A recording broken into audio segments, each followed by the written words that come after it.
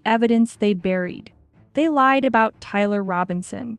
Charlie Kirk's death was a setup. America was told a story of justice served, of a dangerous man taken off the streets, and of swift answers after tragedy. The official narrative surrounding the death of conservative commentator Charlie Kirk painted a clear picture. Tyler Robinson, a young man with alleged extremist views, was arrested within minutes of the shooting and declared the killer. Prosecutors called it an open and shut case. But what if it wasn't? As we peel back the layers, troubling questions emerge. Security footage mysteriously missing. Forensic reports that don't fully align with the prosecution's claims. Eyewitnesses whose accounts never made it into the courtroom. And evidence that may have been buried before it ever reached the public eye. Please make sure you comment while listening to this update. We will make sure we respond to everything. That's a proof that we are fighting for justice and what is right. This isn't about politics. It's about truth, and about whether one man was used as a convenient scapegoat in one of the most shocking cases of our time. Tonight we go beyond the headlines. We'll follow the evidence, examine the overlooked details, and ask the questions too many have been afraid to raise. Because if Tyler Robinson didn't fire the shot that ended Charlie Kirk's life, then someone else did, and the world deserves to know who and why. Before we dive into this story, remember, this is Detective Kate, True Crime, a channel that stands for justice and giving every case the attention it deserves. Drop a comment and let me know where you're watching from. Hit that like button, subscribe, and turn on the bell so you don't miss any of our investigations. And don't forget, share your thoughts and theories below. Every clue counts. On September 10, 2025, a tragedy unfolded at Utah Valley University. Conservative commentator Charlie Kirk had just taken the stage when the sound of gunfire shattered the room. In the chaos that followed, a young man, 22-year-old Tyler Robinson, was seized, arrested, and accused of pulling the trigger. To the public, the story seemed clear. The suspect was caught. The evidence, prosecutors claimed, was undeniable. Within hours, headlines across the nation declared Robinson the assassin. But beneath the surface, questions began to emerge. The bullet that ended Kirk's life did not conclusively match Robinson's weapon. Critical minutes of surveillance footage were missing, and eyewitness accounts that contradicted the official timeline were dismissed, never to be heard in court. Why were these details ignored? Was it incompetence, or a deliberate choice to shape a narrative that the public was never meant to question? If Tyler Robinson wasn't the man who fired the fatal shot, then who was? And more importantly, who stood to gain from Charlie Kirk's death? September 10, 2025. Utah Valley University. Charlie Kirk steps up to the podium. His final words as a speaker will never be forgotten. Within moments, the sound of gunfire tears through the auditorium. Panic spreads. Students scream. Security scrambles. Amid the chaos, police move swiftly. Their target, Tyler Robinson, a 22-year-old in the crowd. Within minutes, he is tackled, handcuffed, and dragged into the harsh glare of flashing cameras. The prosecution wastes no time.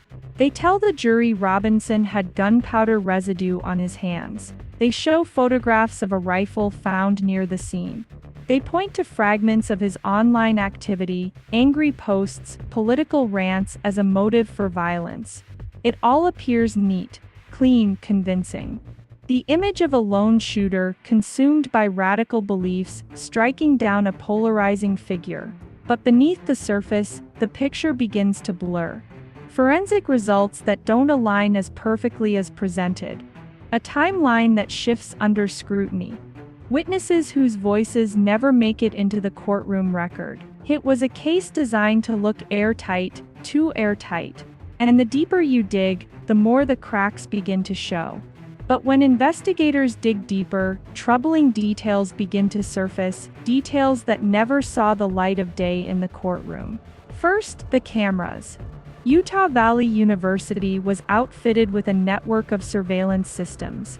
dozens of angles capturing every corner of the campus. Yet in the critical minutes surrounding the shooting, something happened. Entire stretches of footage, gone, erased, vanished from the official record.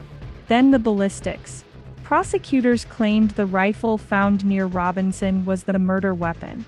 But forensic analysis raised a troubling question: the fatal bullet did not match his gun with certainty. The report was quietly buried, filed away where few would ever see it. And then the eyewitness. A student seated just rows from the podium told investigators she saw flashes from the upper balcony, not the crowd where Robinson stood. Her testimony conflicted with the state's narrative, and so it was dismissed, written off as unreliable. Pieces that should have been headline news never made it past the cutting room floor. And that raises a chilling question. If the bullet that killed Charlie Kirk didn't come from Tyler Robinson's weapon, then who really pulled the trigger? If the evidence didn't add up, why did the official story hold together so neatly? The answer may lie in the motives, not of the accused, but of those who needed a conviction. Tyler Robinson was an easy target, a young man with fiery political posts, critical of public figures, frustrated with the system. To prosecutors, he looked like the perfect villain. To the media, he was a headline that wrote itself. And to the public, still reeling from the shock of Charlie Kirk's assassination, his arrest seemed to bring order back to chaos. But behind the scenes, the pressure was mounting. Police and prosecutors knew the nation was watching. A conservative icon had been gunned down in broad daylight, on a college campus. The demand for justice was immediate. The longer the case remained open, the greater the risk of unrest. A quick arrest, a simple narrative, it was the safest path forward. And then came the politics. Operatives and commentators seized the moment.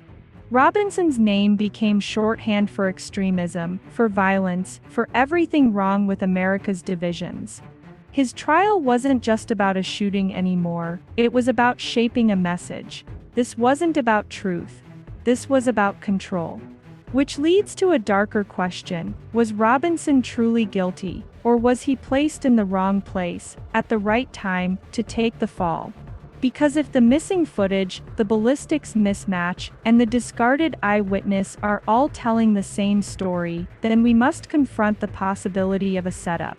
Was Tyler Robinson framed? And if so, was there another shooter? A second figure, hidden in the chaos, who fired the fatal shot while Robinson was cast as the scapegoat? In the days that followed, the official narrative solidified. Major networks repeated the prosecution's claims without hesitation. Headlines branded Tyler Robinson a killer.